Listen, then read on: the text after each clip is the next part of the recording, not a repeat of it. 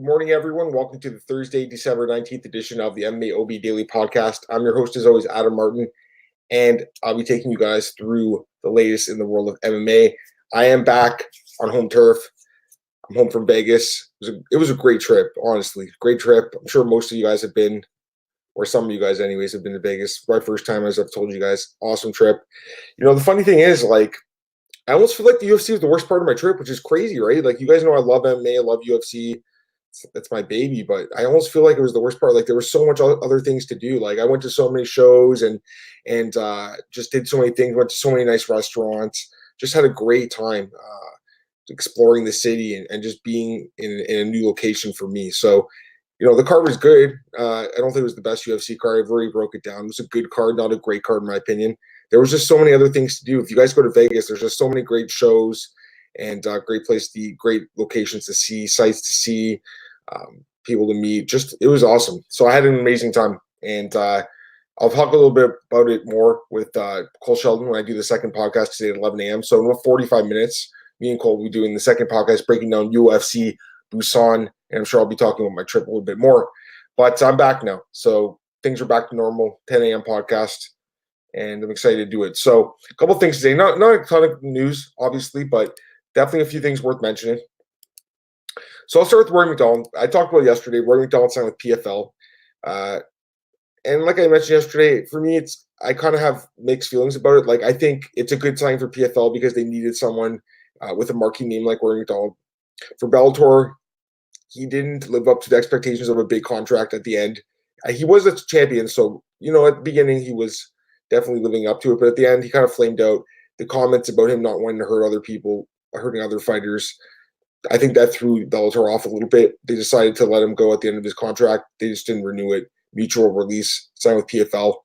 So I just don't think we can expect to have the same guy that we saw a couple years ago in the UFC when he beat Woodley and Maya and those guys. So, you know, he's going to be, like I mentioned yesterday, probably the favorite to win that tournament, but I just think there's other guys that at this point could beat him in PFL, like Magomedov and Cooper, who maybe the most casual MMA fans don't know, but hardcore MMA fans do know who those guys are, and they do know how dangerous they are. So, you know, Rory's talked about the release now. He spoke with Ariel at length yesterday and basically said that Bellator didn't offer him a deal. He hasn't heard much. Scott Coker did post something yesterday on his Twitter saying thank you, Rory, for the memories and thank you for being a great champion, which was pretty cool of Scott. You don't see Dana White do that when he releases fighters. He just kind of shits on them. So it was actually kind of cool of Scott to go out there and give Rory some props, even though I feel like Bellator didn't get everything they wanted out of Rory. Like, they expected more out of him.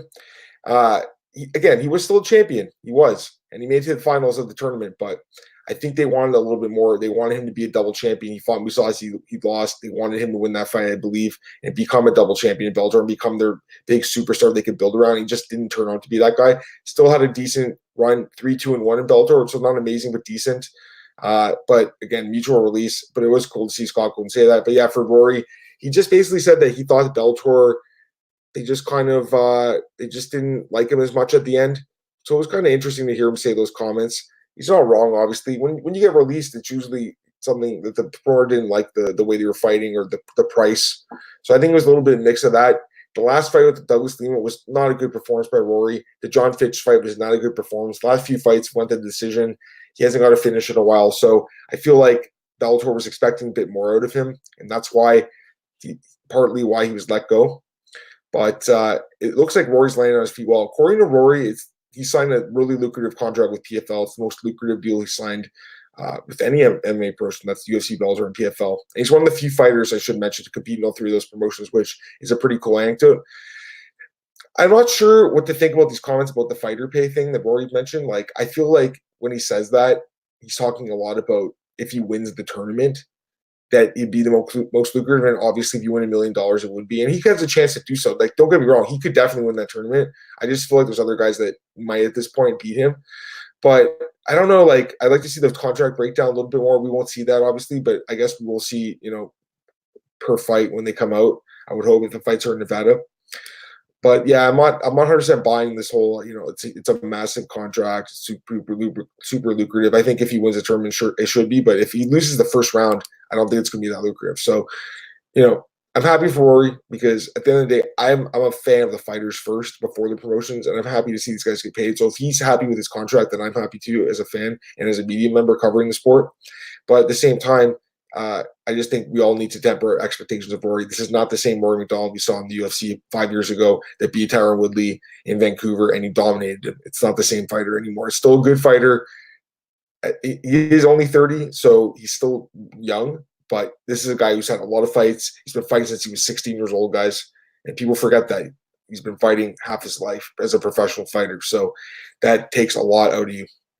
We'll see what happens with him in PFL. I'm happy for the guy, but I just think that he's not the same guy, and we shouldn't get too overly excited about this signing for PFL and for Rory in general. A couple other things here. Henry Cejudo and Jose Aldo continue to go back and forth. It really seems like this fight's going to happen, guys. Like, again, I think Peter Yan should get this title shot, but there looks like a good chance that Aldo's going to get his way and Cejudo's going to get his way, and these guys are going to match up with each other. They're trying their best to convince the fans, the media, and Dana White this is the right fight to make. I think Peter Yan deserves a title shot without a doubt, but Jose Aldo is the bigger name, the bigger fight. Maybe he'll get the fight. So these guys are doing their best to get this fight, this matchup booked. It would have been a lot easier if Aldo got the decision against Moraes, which I thought he won. If he got his hand raised, there's no doubt in my mind this fight would have been booked probably by now. But the fact that he lost makes it kind of controversial if they go out there and give a guy coming off a loss, 2 losses actually, lost to Volkanovski's last fight, a title shot over a guy in Yan who's won like 6 straight fights or whatever in the UFC, and he just knocked out Uriah Faber. So it's kind of weird. Alex Nicholson and Ramsey Nijem were both suspended by the Nevada State Athletic Commission. Nijem for marijuana, so nothing too crazy there, 9 months. But Alex Nicholson, 4 years for PEDs, and he got fined a hefty amount as well. So this guy looked really beefed up in his last couple fights in PFL, and now we know why. For a UFC fighter, honestly, never a huge fan of this guy because there were some stories about him and his I believe maybe it's his wife now or girlfriend or whatever. There was a 911 call, if I'm not mistaken, in like a 7-Eleven restaurant a few years ago, which was not nice to hear. So never been a huge fan of the guy ever since that. He did have a nice little run at one point in also the UFC and also in PFL. He did knock out Devin Clark in the UFC, but overall, not a great fighter. And after hearing this, his career might be over. I mean, he could go overseas to fight in Russia or something like that, or Asia, and not have to deal with the suspension. But as far as his career in North America, 4-year suspension is a long time. I think it might be over for this guy. I want to get to a couple of finances here, but first thing I want to mention is the ticket increase and also the cost increase for pay-per-views for UFC. So I talked to a little bit yesterday. Pay-per-views are going up $5, which is crazy to me. $64.99 American to order UFC pay-per-view. That's nuts. UFC's got to get with the times. No one's going to pay that money. The pay-per-view, especially now it's on ESPN Plus, like you have to buy that first and then get the pay-per-view. It's going way down. So that's nutty by the UFC to do that. And now the ticket prices came up for the McGregor fight against Cerrone. The cheapest ticket's $300. That's crazy. $300 American. That's a lot of money. So to me, that's nuts. I was at T-Mobile. I know how high up the upper deck is. It's pretty high up. It's still a decent view. It's a nice arena, great arena. Don't get me wrong. And it's Vegas, so you have to pay a little bit more, pay a premium. But still, $300 American. And that's like almost 500 Canadian, if I'm not mistaken. That's a lot of money to sit up top in the upper deck. So the prices are kind of nuts to me. It probably does sell out though because it is Conor McGregor, but I still feel like that's crazy. And you know what? The card the other day with Colby and Usman did not sell out. Not sure what the attendance was announced like, but there was a lot of empty seats. I was a little surprised. Like first time in Vegas, I heard it sells out, or at least by the time the main event rolls around, it's completely full. It was not the case the other day. There was a lot of empty seats, which did surprise me a little bit. So in my opinion, just I don't know. UFC, I know they really like their product and they think highly of it, but at the same time, you got to make your product accessible to fans. And I feel like the prices are getting a little crazy right now. Let me get to a couple fight announcements here. UFC London. This is an interesting fight here. Light heavyweight fight between Paul Craig and Ryan Spann. So Ryan Spann was supposed to fight Open St. Peru in Houston, and now he's been booked to fight Paul Craig, which is kind of strange. I would have just did the Paul Craig Shogun Hua rematch. I really like that fight. It was a good matchup. We didn't get a winner. So I'm a little surprised they didn't do that, but they are doing this fight with Ryan Spann and Paul Craig. So Paul Craig, he's had a really kind of weird career in the UFC, 4-4-1, very strange. He has 4 wins, all by submission, and he's won performance of the night in all of them, and 4 losses, 3 by knockout, 1 by submission, and then the draw with Hua. So very, very weird UFC career. He's a solid fighter, not great, and he has a lot of flaws, but decent. And then Ryan Spann, on the other hand, he's actually on a nice 7-fight win streak right now, including a 3-0 run in the UFC. coming off back-to-back stoppage wins over Devin Clark and Antonio Rogério Nogueira. He's looked really good. I think Ryan Spann is a guy who's going to be the top 10 for a while. I think that he's a very dangerous guy. He's huge for this division, 6'5", 81.5-inch reach. I'm not saying he goes and beats John Jones, but I think he does compete with a lot of the top guys in the lightweight division, and I do believe he beats Kyle Craig. I'm not sure why the USP fight got canceled. I guess they like this fight instead, but I do favor Ryan Spann quite heavily to win this fight. I think he probably does knock out Paul Craig. UFC Auckland gets a women's bout between Rachael, Ostovich, and Shana Dobson. So Rachael Ostovich, in my opinion, getting a fight that she should win for sure. And obviously, she's very marketable. She's coming off 2 straight losses. UFC needs to get her back on the winning ways. She has a losing record. It's 4-5, but we all know how marketable she is. So there's no doubt about that. UFC likes her, and you can see why they like her. But she got back on the winning track. She's lost back-to-back fights by submission to Paige Van Zandt and Montello De La Rosa. And she takes out Shana Dobson here. And again, this is a very winnable fight in my opinion. Shana Dobson is probably one of the weaker fighters in the women's flyweight division at this point. She does not look very good in the UFC. Her record's only 3-3 as a pro. And in the UFC, she's just 1-2. She beat Ariel Beck, who's no longer in the UFC. And honestly, most people don't even know who that is. And then she lost to Lauren Mueller and Sabina Mazo. Hasn't looked very good in my opinion. And I think she probably loses this fight as well. So it looks like a very winnable fight for Rachael Ostovich. In the last fight, Brianna Van Buren's injured, and Angela Hill has stepped in to fight Hannah Cifers at UFC Raleigh. So a nice little fight here, actually. I think this is a really exciting fight in the women's strawweight division. Hannah Cifers and Angela Hill, they match up really well with each other, both strikers primarily. This should be a fight that takes place on the feet. Hannah Cifers, 10-3 record, 2-1 in the UFC. Coming off back-to-back wins over Jodie Escobar and Polyana Viana, did lose to Macy Barber in her debut. No shame in that. And then Angela Hill, we know her from 2 different stints in the UFC. She's been around for a while now. She's a bit older in this division at age 33. But actually, she's 34. She just turned 34 last week. But 10-7 record in her career. First time she was in the UFC, she went 1-2. And the second time now, she's gone 5-5, and she's been really inconsistent. She is coming off one of her more impressive wins over Ariane Carnelossi. She looked really good in that last fight, but overall, a very inconsistent fighter, and someone it's just kind of hard to trust putting money on her. You know, if you're a bettor, because she's just so inconsistent. She's one of these fighters. It's like win loss, win loss, win loss.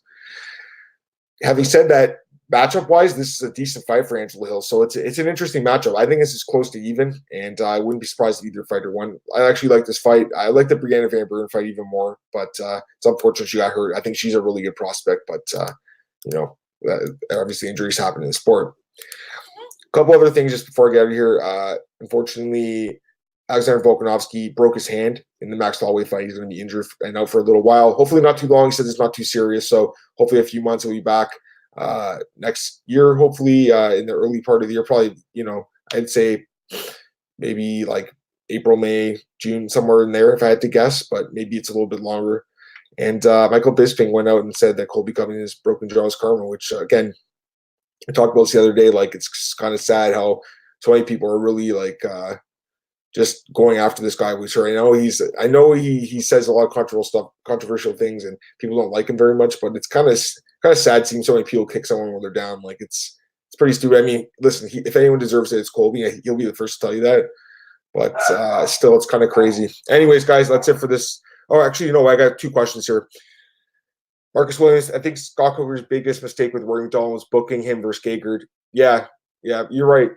That was a bad matchup for him. He got hurt in that fight. He was never the same. But Marcus, honestly, goes back to the Robbie Lawler fight in the UFC, the second one. Never the same guy after that. Daniel Edwards, to be fair, Coker didn't want to make that match, but Rory insisted on it. It is what it is. Like, listen, Rory wanted to be a double champ. Bellator wanted to give him that opportunity. It didn't work out. But yeah, he did get hurt in that fight. A lot of people will point to that fight. It's not just you, Marcus, that's pointing to that matchup as a really bad fight and a turning point in his career, in Rory's career. But I still think it goes back to the Robbie Lawler fight where he got his nose smashed in. He's never been the same. He really hasn't. So it's unfortunate. But again, this guy's been fighting since he was 16. I saw his first fight years ago. I think it was the King of the Cage. I remember seeing that on TSN years ago, and never been the same guy. Anyways, guys, I'm going to get out of here because I have to get ready for the second podcast. Follow me on Twitter at MMAOB Podcast, MMAOddsbreaker.com, YouTube, SoundCloud, Spotify, iTunes, Google Podcasts, all that stuff. BJPenn.com and MMARigs.net just posted an article on why I don't like the Frankie Edgar and Korean Zombie matchup. All right, guys, thanks again for tuning into this morning edition of the podcast. I'll be back in, like I said, about half an hour, 40 minutes, 11 a.m. Eastern with Cole Sheldon to break down UFC Busan. So definitely tune into that. And we'll also be breaking down both the Bellator cards this weekend. I'll talk to you guys very shortly. Have a good one. Thanks for tuning in. Bye.